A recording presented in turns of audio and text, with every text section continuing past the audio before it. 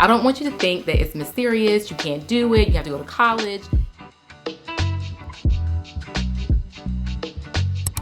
Hey y'all, glad you came. I'm Monique, welcome and welcome back.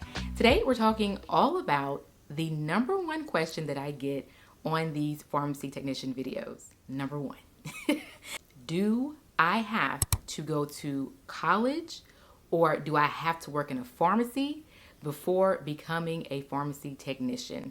The answer is not a straight yes or no. I'm actually going to read to you directly from the website at ptcb.org. I will also have a disclaimer on the screen below me, just so I'm not responsible for anything, right? So anyway, we're going to go ahead and answer the question to the best of my ability, and I'm going to break it down. There's about 3 things we have to say to actually answer this question. The very first part of that question is, can I work in the pharmacy without being certified? The answer is, at the moment of recording this video, yes. Now I'm going to tell you how. If it is in retail, the way you're going to do that is you're going to go to your local community pharmacy. If you guys don't know what that is, I'm talking about like CVS, Target, Walgreens, okay? Just walk in to the pharmacy and ask if they need any help, okay? And you can apply through Indeed.com or anything like that, any type of, website that tells you who's hiring. What you can do is you can actually become a cashier in the pharmacy. That means you don't really mess with any of the medications. All you do is ring the customers out. That is the first and most foundation of how to get yourself in the pharmacy in a retail setting. I'm gonna repeat myself. The best way to get yourself in a retail pharmacy without being a pharmacy technician is to be hired on as a cashier in the pharmacy. So that's the first yes. I just want to be clear because I know that you want the answer, right? That's my first thing. The second thing I'm going to say is if you want to be a pharmacy technician without being a cashier. So let's say that the Walgreens or the CVS or the Target or the Kroger or whoever it is, whatever community pharmacy it is, let's say they are hiring, right? Read the description of what the requirements are. If it does not say you have to be certified, which most likely you do not, okay, even if it does say you have to be certified, I would suggest that you go ahead and apply for the job. And I'm going to tell you why.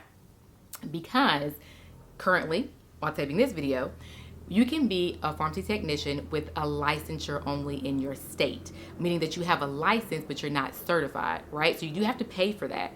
But the good thing is that means you're not only a cashier, that means you can actually have experience with learning the medications as well. So now you are basically one step above a cashier and you're actually a pharmacy technician, but you are not certified. Okay, so I hope that's clear.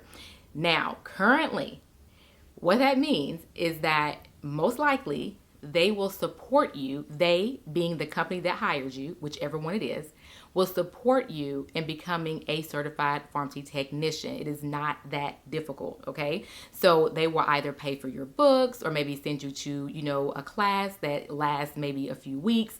Whatever the case may be, you will have assistance from them. Ask about that before you get hired, okay? It's a simple question to ask. Do you all offer any on-the-job training opportunities to become certified? They're going to tell you yes or no, and they're going to tell you how they do it. Now, recently I found out too that even in the hospital setting, depending on the corporation, it is possible for you to be hired on as a pharmacy technician without certification, but here's a caveat. Listen up. You have to get certified within a certain amount of time. If you do not get certified within that amount of time, then the possibility of not having your job is a possibility. So basically what I'm saying is a lot of times these companies, these hospitals, these retail pharmacies are willing to train you if you're willing to learn. They're also willing to give you time to become certified. That way you can actually keep your job if you work in a hospital. Now, in a retail setting, that's different. You could actually continue to simply be a pharmacy technician without the certification at the taping of this video. I have to keep saying that because things change, right? Okay, so those are all the yes answers. Okay, so I don't want you to think that it's mysterious, you can't do it, you have to go to college.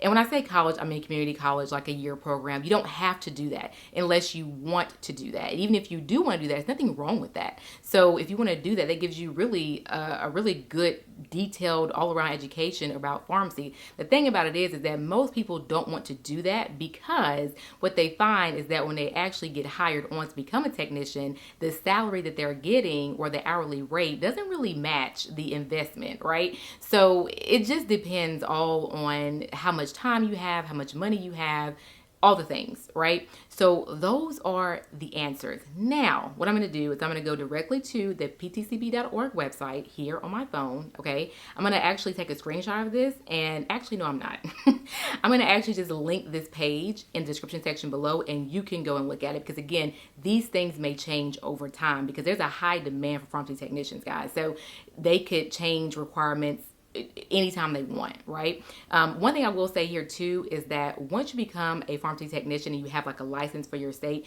you are responsible for keeping that license up. You have to keep that license up periodically, right? Every state is different. My state is every 2 years. Also, if you get certified, you not just stay certified forever. Okay, you have to keep that certification up with something called continuing education credits, and that is due also periodically. So you have to do that, right? I made a video before. I'll put the thumbnail here. You can go watch that video as far as how to find those CEs. It's actually in the timestamps for the video. If you just want to go to the video, go to the timestamps, and then go to that website to get your CEs. But that video also goes into detail. I will say in that video, at the time, I was not really sure as to the answer to this question. That's why I'm making this video. And so these videos together complement one another, okay? So anyway, on the website, ptcb.org, eligibility, let me learn how to say that word, eligibility requirements, all right? It says, reside in the United States of America or its territories, U.S. People do ask me questions about that. So that's the first thing. Second thing, completion of a PTCB recognized education training program or equivalent work experience. I'll repeat that.